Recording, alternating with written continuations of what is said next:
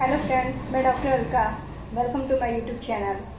आज हम कुछ रूब्रिक्स के बारे में बात करेंगे, जैसा कि पहले करते आए हैं।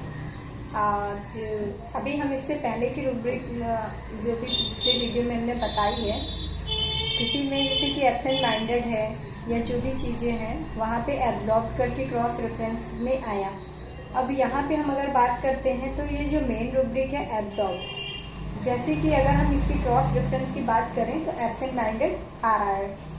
अब इसमें हम कई चीज़ें देखने को मिलती हैं हमें पेशेंट में। एब्स्ट्रैक्शन ऑफ माइंड, एक जगह दिमाग बिल्कुल लगता ही नहीं है। ब्रूडिंग, किसी न किसी ख्याल में या थॉट में खोया रहता है। डे ड्रीमिंग, दिन में ही अपने किसी ख्यालों में बुनता रहता है, अपने आप को कुछ ना कुछ सोचता रहता है, जिसे कहते हैं ना दीवा स्वप्न।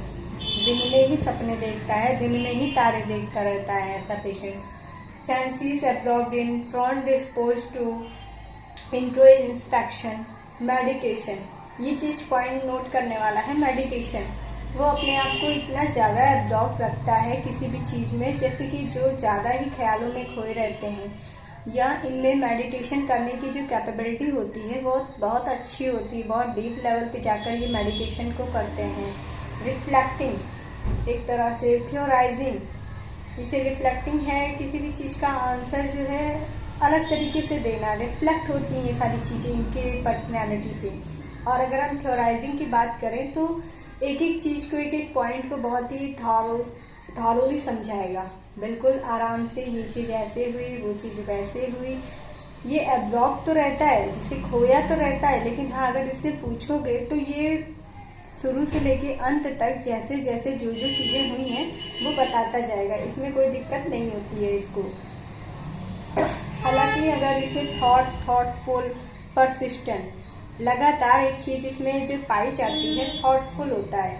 कोई ना कोई विचार इसके दिलो दिमाग में कौंध रहे होते हैं, चल रहे होते हैं। खाली तो ये बैठा ही नहीं रहता है, कुछ ना कुछ इसके दिमाग में चलता रहता है। अब हम इसके अगर डिजीज कंडीशन की बात करते हैं तो डिप्रेशन, इसमें डिप्रेशन हमें ज़्यादातर मिलता है। और सिजोफ्रेनिया से ये जूझ रहता है, अपनी ही दुनिया कोई बनाए रहता है, उसी दुनिया के सराउंडिंग ये अपने काम करता है, उसी थॉट प्रोसेस में वो जीता रहता है। अब हम चलते हैं अगली रूब्रिक के बारे में, जो कि है एब्स्ट्रैक्शन ऑफ माइंड। आप समझ ही रहे होंगे, एक जगह दिमाग ना लगना या एक जगह दिमाग लगा ना पाने की स्थिति में होता है ऐसा पेशेंट। अब अगर हम इसकी मीनिंग या ऐसे कुछ जानते हैं तो प्रिया को पॉइंट ले सकते हैं बिल्कुल आराम से, कोई दिक्कत नहीं है। क्रॉस रेफरेंस की बात करते हैं, अभी जैसे हमने रूब्रिक की बात करी थी, इसकी क्रॉस रेफरेंस में आ रही है, फिर से क्या आ रही है, एब्जॉर्ब। तो अगर अब हम इसमें भी बात करें तो बिल्कुल ही सिमिलर है दोनों रूब्रिक, एक दूसरे से बिल्कुल मेल जोल खाती रहती हैं। अब अगर हम क्रॉस रेफरेंस की बात करें तो ढेर सारी रूब्रिक्स आ रही हैं, सब रूब्रिक्स आ रही हैं, जिसमें कि absent minded, concentration difficult, day dreaming, forgetful, meditation और सिक्स मेडिटेशन, अनऑब्जर्विंग, थॉटफुल, ये सारी आ रही हैं। अब इसमें हमें अगर आगे हम इसके बारे में सोचते हैं, एब्स्ट्रैक्शन ये कि अपना दिमाग क्यों नहीं लगा पाता है, क्या इसको दिक्कत आ रही है। तो अगर जैसे कि पेशेंट किसी चीज़ को अपना दिमाग कहीं लगाना भी चाहता है तो वो लग नहीं पाता है, किसी न किसी प्रॉब्लम से वो सफ़र कर रहा होता है। जैसे कि पेशेंट अगर पढ़ना चाह रहा है, लिखना चाह रहा है, कोई बात कहना चाह रहा है, तो वो प्रॉपरली अपनी बात को ना कह पा रहा है, ना ही लिख पा रहा है, ना ही किसी प्रोसेस को वो आगे बढ़ा पा रहा है।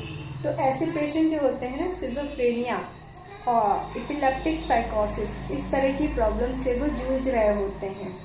और ये सारी दिक्कतें कॉमनली उनमें पाई जाती हैं कि वो पर्सनैलिटी उनकी बहुत अजीब सी, जो चीज़ें एक्चुअली है नहीं, वो उन सब चीज़ों पे लेकर सोचता रहता है, अलग ही ख्यालों में रहता है। आप बेहतर है कि इस तरह इन सब रूब्रिक्स को बहुत ही मिलती जुलती हैं, बहुत थोड़ा सा फर्क होता है, तो हमें समझने में इन सब चीज़ों को थोड़ा सा ध्यान देना पड़ेगा कि पेशेंट एक्चुअली किस प्रॉब्लम से जूझ रहा है और हमें यहाँ पे कौन सी रूब्रिक को लेना चाहिए या फिर नहीं। तो ये हमें केस टेकिंग करते वक्त ही समझ में आएगा। और उसके जो जिस तरह से वो हमसे बात कर रहा है, बता रहा है। कभी कभी केस चेकिंग करते वक्त भी हमें जो पेशेंट होता है खुद ब खुद रूब्रिक देते जाता है, हमें कुछ बनाने या लगाने की ज़रूरत नहीं पड़ती है। पेशेंट का हाव भाव कैसा है, आपके पास कैसे बैठ रहा है, कैसे चीज़ों को एक्सप्लेन कर रहा है, कैसे बता पा रहा है, आपकी क्वेश्चंस के आंसर्स कैसे पुटअप कर रहा है, वो सारे तरीके भी बहुत सारे हेल्प करते हैं हम डॉक्टर्स को। तो इन चीज़ों का भी ध्यान देना होगा आप लोगों को। ठीक, थैंक यू।